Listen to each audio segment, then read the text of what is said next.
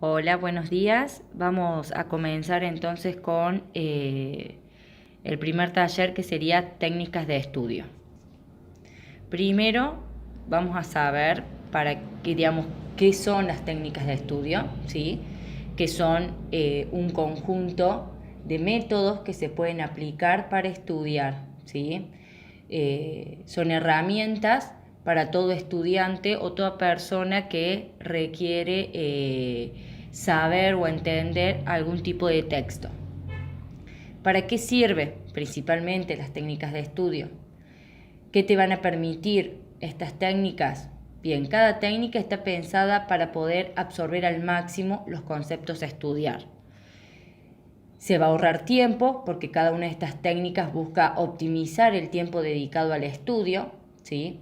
Lo logra enfocándose solamente en aquello que es más importante a la hora de estudiar, ¿sí? Automatizarás el proceso de estudio. Cuando uno domina las técnicas de estudio, de aprendizaje, lo único que faltaría es identificar la mejor manera de aprender y aplicar la técnica que uno se sienta más cómodo. Primeramente, para empezar a enfocar algún estudio, es pensar cómo estudiar, ¿sí? El estudio requiere una constancia, ¿sí? Por lo que hay que mantener un ritmo de trabajo durante bastante tiempo. El ritmo de trabajo se consigue utilizando técnicas de estudio que mejor se adapten a nosotros. Se trata de que organicemos el tiempo y se haga un horario, buscar un horario real y adaptable y personal. Es importante que el horario que se prepare esté ajustado a las circunstancias personales que puedan adaptarse a posibles cambios que tenían previos, ¿sí? Primeramente, entonces, como primer actitud es realizar un plan de estudio. El plan de estudio debe incluir todo lo que hace referencia a una buena planificación, ¿sí? Una estructura en tiempo real que va a organizar el estudio, teniendo en cuenta el número de materias, temas, su dificultad y el tiempo que se dispone, ¿sí? Casi siempre es recomendable empezar a ver los temas más difíciles y dejando los temas más fáciles o las materias más fáciles para posterior. Luego buscar un sitio para estudiar, ¿sí? Que sería el espacio físico, en lo cual contribuye a la concentración. Hay que buscar un lugar más apropiado para poder estudiar y sacar al máximo el provecho de las horas invertidas. ¿Por qué? No se trata de las horas en las cuales uno invierte, sino de que esas horas sean lo más productivas posibles. Y por último, sería la motivación. La motivación es el estado de ánimo que hace que la conducta de una persona cambie y se active para conseguir las metas, ¿sí? Es parte de uno mismo. Nadie puede motivarnos o motivarlo si uno no quiere, ¿sí? Es algo que depende de uno. Para fomentar la motivación por unos estudios o por una evaluación que uno debemos hacer, el primer paso es definir, bueno, qué pretendemos, ¿sí? Dónde se quiere llegar, qué mejoras queremos buscar, ¿sí?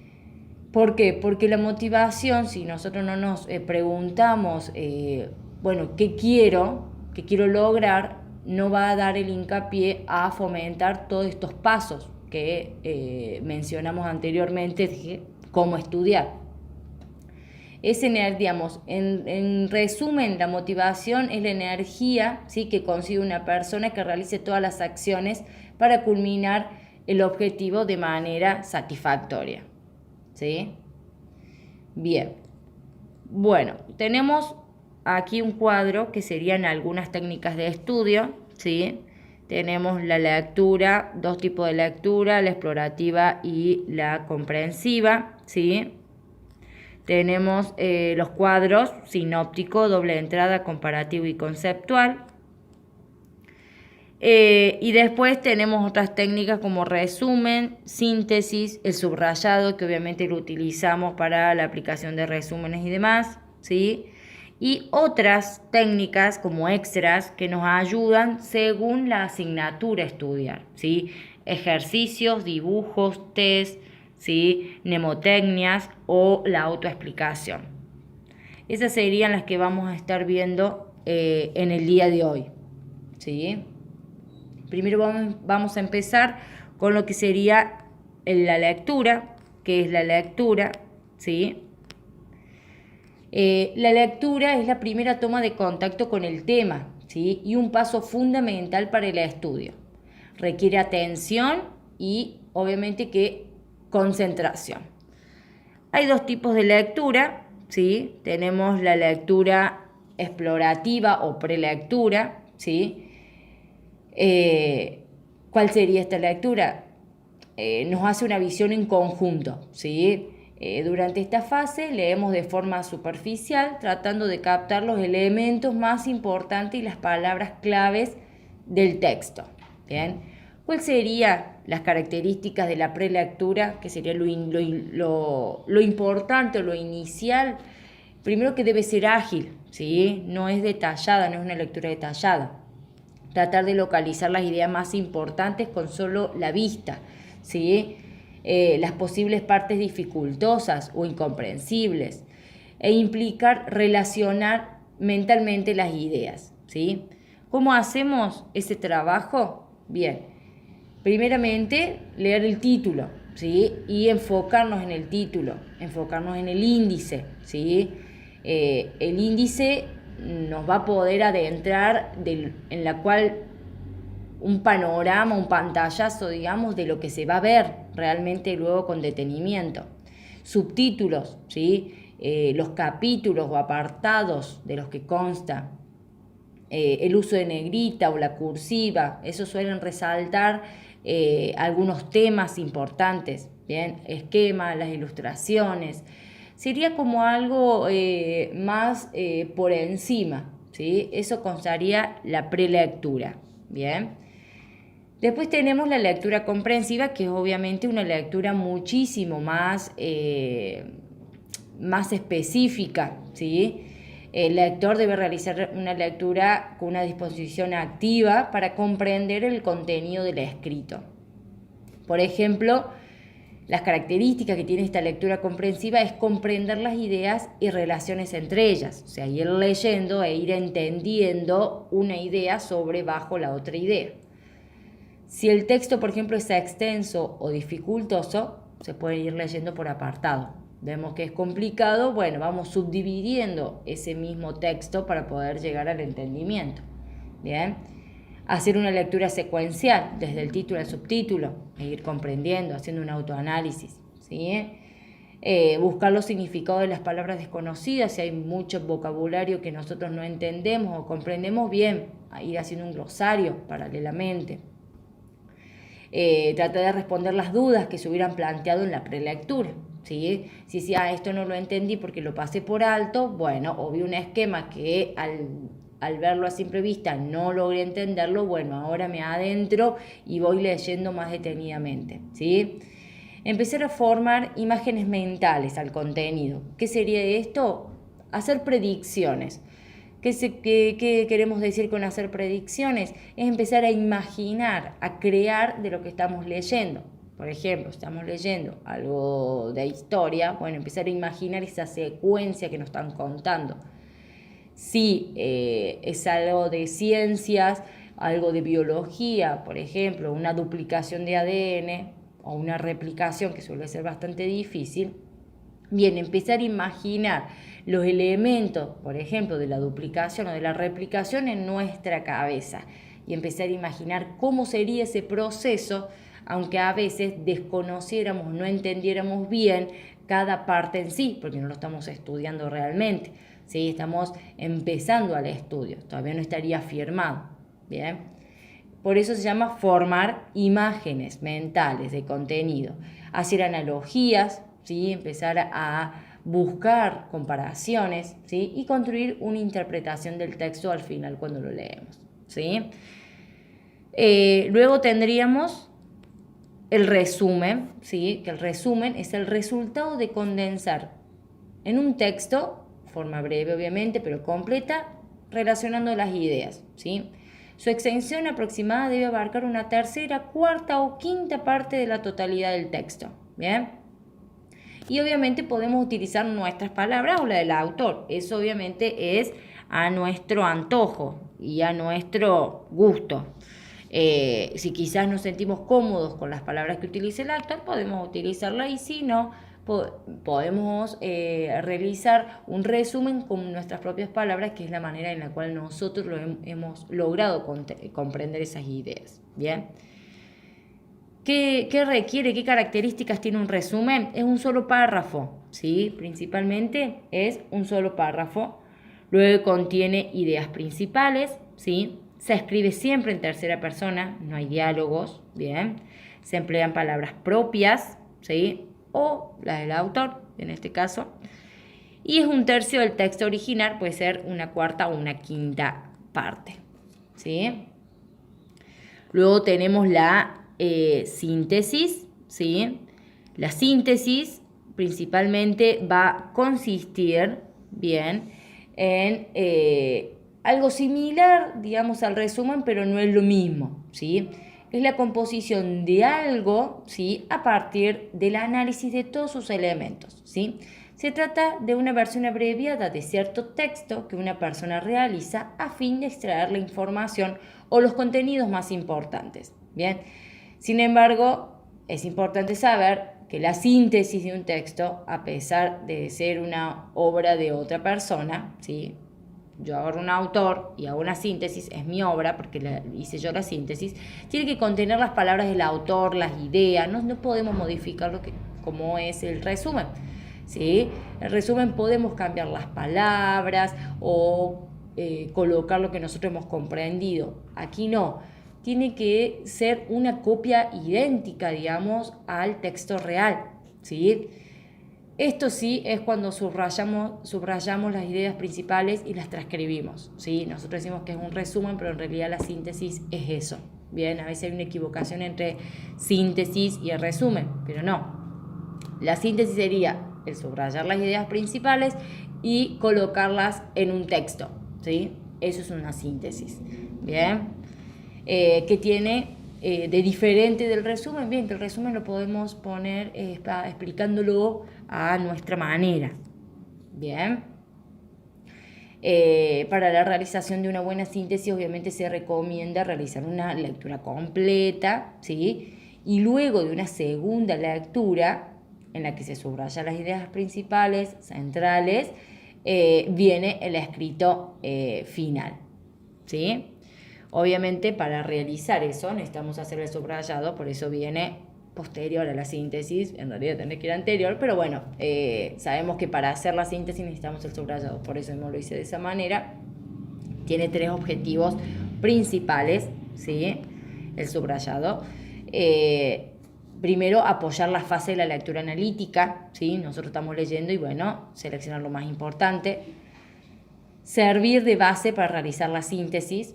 Recordar, ¿sí? Que se subraya aquellos elementos que no ayuden, digamos, no hay que subrayar los elementos que no tienen significancia, ejemplo, salvo que el ejemplo luego lo transformemos en algo importante o algo, nos va a servir para el resumen el ejemplo, pero no para la síntesis, ¿sí? Se subraya aquellos elementos que nos ayuden a recordar el contenido del tema, ¿sí? En este cuadrito, en este diagrama, indica varios ítems, ¿sí? Que favorece al estudio activo, ¿sí? Porque obviamente esto ayuda a que vayamos subrayando y no nos quedemos perdidos en el texto, ¿sí? Más cuando son textos largos. Facilita el repaso rápido y la confección de esquemas, síntesis, ¿sí?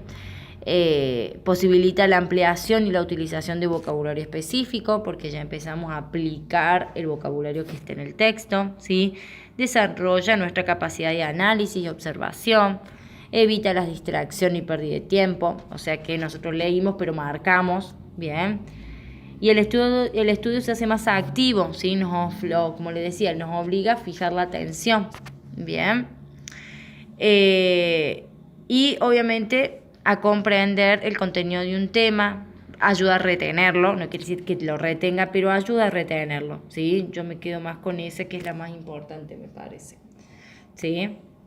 Bueno, después tenemos los cuadros. Los cuadros habíamos dicho que teníamos 4 cuadros, que teníamos el sinóptico, el doble entrada, el comparativo y el conceptual. Que obviamente son diferentes y se utilizan en diferentes temas, ¿sí?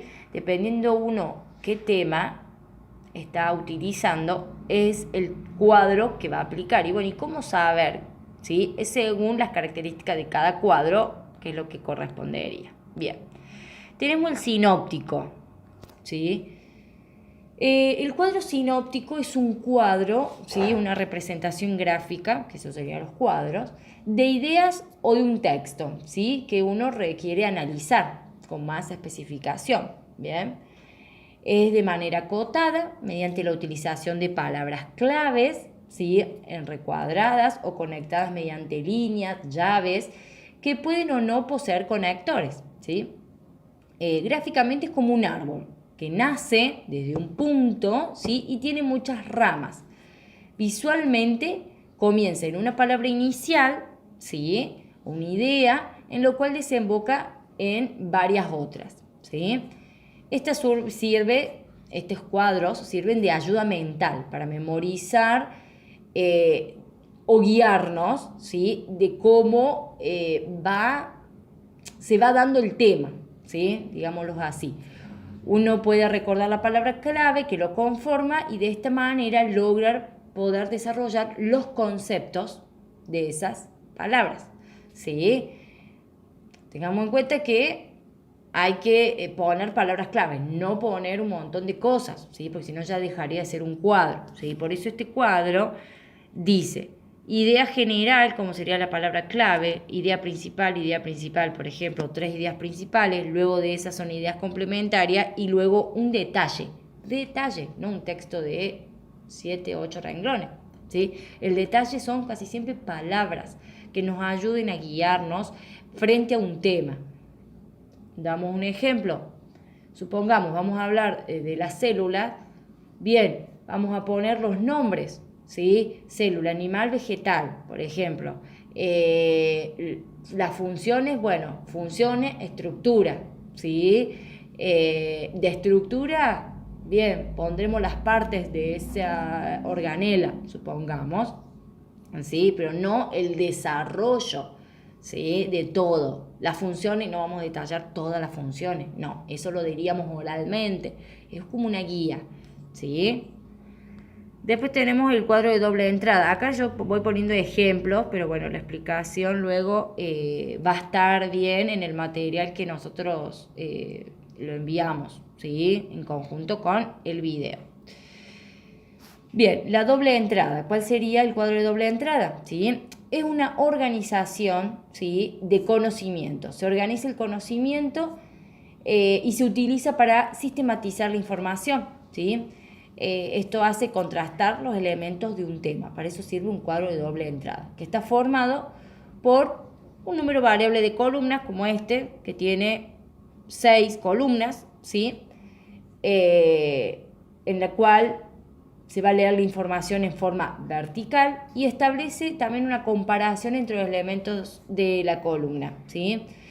Los cuadros de doble entrada están estructurados por filas y por columnas. Cada columna o fila debe tener un concepto clave, como acá: anfibios, peces, reptiles, corazón, circulación, medios de vida, ¿sí?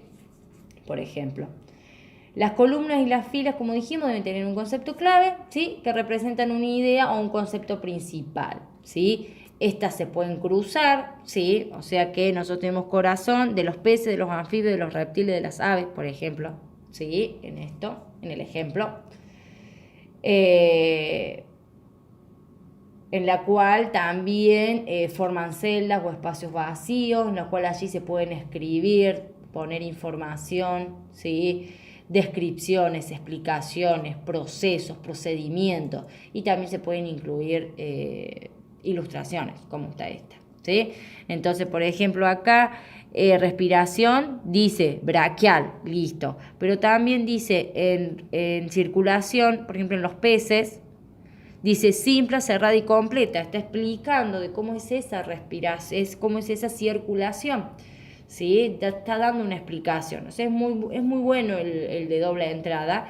Lleva un trabajo bastante importante, pero es como un resumen que obviamente da la posibilidad de tener todo escrito, en vez de hacer todo algo, un texto, da la posibilidad de que, bueno, esté todo bien organizado, ¿sí? Y obviamente relacionado. Bueno, el comparativo.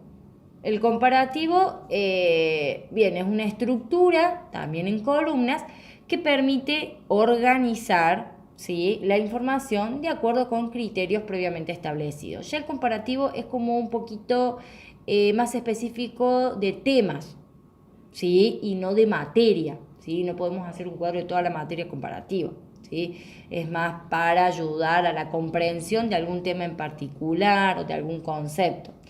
La finalidad es establecer la diferencia entre conceptos que se traten, ¿sí?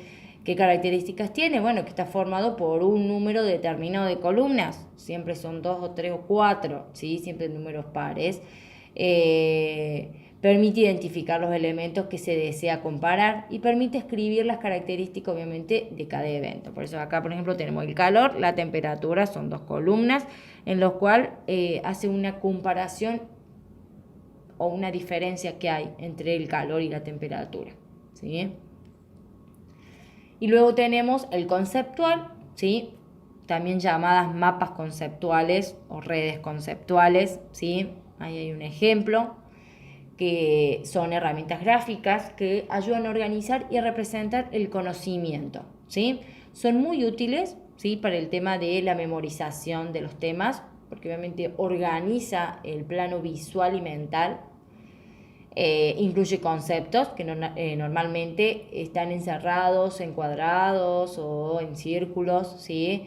Hay relaciones entre conceptos, ¿sí?, que son las flechas en lo cual se van conectando, y tenemos palabras o frases, ¿sí?, de enlaces situadas sobre las líneas que especifican la relación entre los conceptos, ¿sí? Por ejemplo, ¿ves? Por medio de, eso sería una frase que conecta hasta una y otro concepto, ¿bien?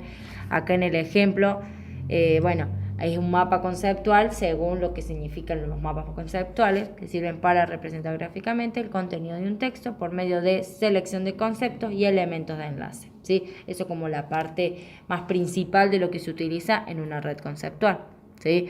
¿Cuál su estructura? Debe ser jerárquica, obviamente, lo más importante a lo menos importante, ¿sí? Y la representación siempre con figuras geométricas, ¿sí? Y después tenemos las herramientas prácticas. ¿Por qué le puse herramientas prácticas? Porque son las herramientas que son como más dinámicas, como el dibujo, los tests, los ejercicios, ¿sí?, de aplicación, o ejercicios que nos ayuden a memorizar, ¿sí?, o a aplicar los contenidos, autoexplicación y las mnemotecnias, ¿sí? Bien, tenemos principalmente, vamos a empezar a hablar del dibujo, ¿sí? El dibujo se trata de apoyarse en imágenes que nosotros mismos relacionamos y creamos, ¿sí?, para el material de estudio.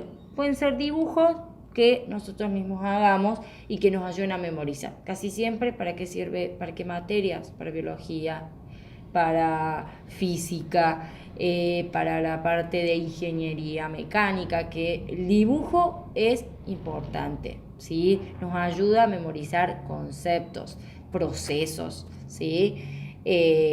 Más si uno es visual, ayuda a organizar la mente y obviamente a mejorar la comprensión, ¿sí? Más que todo cuando uno lo explicamos y vamos dibujando, eso implica también relacionar el dibujo con toda la información, ¿sí? Los ejercicios, que obviamente sirven para fijar los conocimientos, más si son de aplicación, ver un tema y luego aplicar un ejercicio, que no solamente son ejercicios matemáticos, ¿sí? ejercicios de verdadero falso, de completar, de unir, de relacionar. Son ejercicios de aplicación que sirven siempre para diferentes materias, no solamente para la matemática o la física o la química, que debemos hacer ejercicios con números, ¿sí? Ayuda también a verificar en qué nos equivocamos y en qué, digamos, estamos fallando para luego reforzar. Son muy buenos y aplicables, ¿sí? O sea, el dibujo es más que todo para absorber el concepto. Los ejercicios son para detectar en qué nos estamos equivocando y en qué tenemos que reforzarlo, ¿sí? Bueno, eso sería con el tema de los ejercicios y uno tiene, bueno, un apoyo en el sentido de que, bien, si estamos bien encaminados o nos falta aún más estudios u otras herramientas, ¿sí? Después tenemos el test, ¿sí? Que serían las evaluaciones que decimos hoy en día, lo evaluativo, que hay muchos tipos de utilizar. Tenemos los choice, a desarrollar, ¿sí? Después hay otros que son online, que vas tildando o eligiendo, ¿sí? Que son parecidos a los choice, que sirven para repasar todo el contenido. Sirve cuando nosotros finalizamos todo el estudio para evaluarnos y decir, bueno, ¿sabemos o no sabemos? ¿Nos falta o no nos falta? ¿Sí? Para que sea eficaz, siempre es preferible haber estudiado plenamente el tema para no tener, digamos, material de estudio de apoyo, ¿sí? El material de estudio, ¿sí? Se puede utilizar cuando hacemos los ejercicios, ¿sí? Pero para el test es, bueno, hacemos los ejercicios, ¿sí? Luego estudiamos el tema y ahí hacemos el test evaluativo sin nada, sin ningún material de estudio, ¿sí? Eso nos sirve para ver realmente si ya estamos para enfrentar, digamos, el parcial, la evaluación, la clase oral, ¿sí? Después tenemos la autoexplicación. La autoexplicación es muy buena, a mí me gusta mucho, porque requiere que el alumno, bueno, la persona, llegue a una conclusión por sí mismo, ¿sí? Y sepa explicar a su manera el problema o la teoría.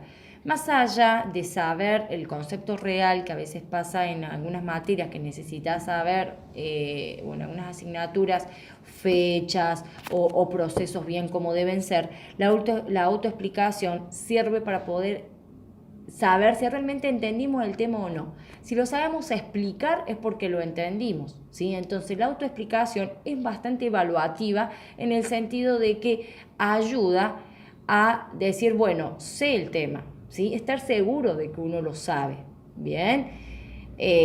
Por eso a mí me gusta mucho esto de la autoexplicación. Se puede hacer oral, se puede hacer escrita, ¿sí? Ayuda muchísimo a esto, o a completar, digamos, el estudio, bien, de manera global, ¿sí? Y de esta manera elaborar un archivo de un conocimiento personal, porque queda ya, si uno lo sabe explicar, ¿sí? Se lo autoexplica, ya está como... está bien preparado para poder tener ese conocimiento ya guardado e inamovible, ¿sí? Por eso es muy bueno la autoexplicación. Y la mnemotecnia se utilizan mucho para, digamos, materias o asignaturas que requieren de mucha información a nivel de nombres, años, ¿sí? No tanto en conceptos, o sea, sí saber los conceptos, pero, o procesos, ¿bien? Como sería anatomía, sería física, historia, se usan también muchas mnemotecnias. La mnemotecnia es un sistema sencillo utilizado para recordar alguna secuencia de datos, nombres, números, y en general para recordar lista de datos relacionados a palabras, a imágenes, ¿sí? E imágenes. Es como que nosotros, para utilizar una mnemotecnia, tenemos que tener una imagen ya de la cabeza de esa palabra o ese año, esa fecha, ¿sí? Para poderlo recordar. Si no está basado en ninguna imagen, ya sea mental o del libro o del apunte, es difícil crearla, ¿sí? Y obviamente está muy relacionado a la propia experiencia, porque es algo que nosotros, cualquiera puede inventar, ¿sí? No hay mnemotecnias específicas, hay unas que son generales, por ejemplo en anatomía, pero uno la puede inventar a su propio gusto, ¿bien? Porque es asociada a la experiencia de cada uno. Relaciona, digamos, la nueva información con situaciones conocidas que vive esa persona, ¿sí? Usa una misma regla, obviamente mnemotécnica, para una frase entera en vez de una para cada palabra de la frase. Y emplea la regla más adecuada a la tarea que está haciendo, ¿sí? Crea cada uno sus propias reglas. No hay una característica propia que tiene que ser la mnemotecnia. Sí, obviamente tiene que estar relacionada a una idea, una imagen, ¿sí? Lo que sí hay que asegurar que la regla, ¿sí?, que vas a utilizar dé un recuerdo exacto de lo que quieras recordar, ¿sí? ¿Qué quiere decir esto? Que obviamente que no podemos hacer una mnemotecnia si no la tenemos en la cabeza, la imagen mental o el dibujo. Así que bueno, aquí concluiríamos, digamos, lo que sería el taller, ¿sí?, de técnica de estudio. Ahora voy a adjuntar al WhatsApp, al video, lo que sería el material, ¿sí?, didáctico, que sería el resumen y la explicación de todas estas técnicas. Y obviamente tener en cuenta que cuando uno, va a aplicar alguna técnica de estudio, buscar, ¿sí?, la que a uno más le reconforta, le conviene y la que sea más productiva, ¿sí? Eso es lo importante, porque si nuestro objetivo es llegar a un objetivo, que en este caso sería aprobar la materia o aprobar el examen, ¿sí?, o simplemente guardar ese conocimiento, porque podemos leer un libro porque queremos, ¿sí?, a gusto propio, sin ninguna obligación y presión, bien, aplicar la manera de estudio en la cual nos convenga y nos ayude a retener ese conocimiento y que obviamente luego sea productivo, ¿sí? Que el día de mañana lo recordemos y lo sepamos explicar, lo sepamos recordar nuevamente. Bien, muchísimas gracias.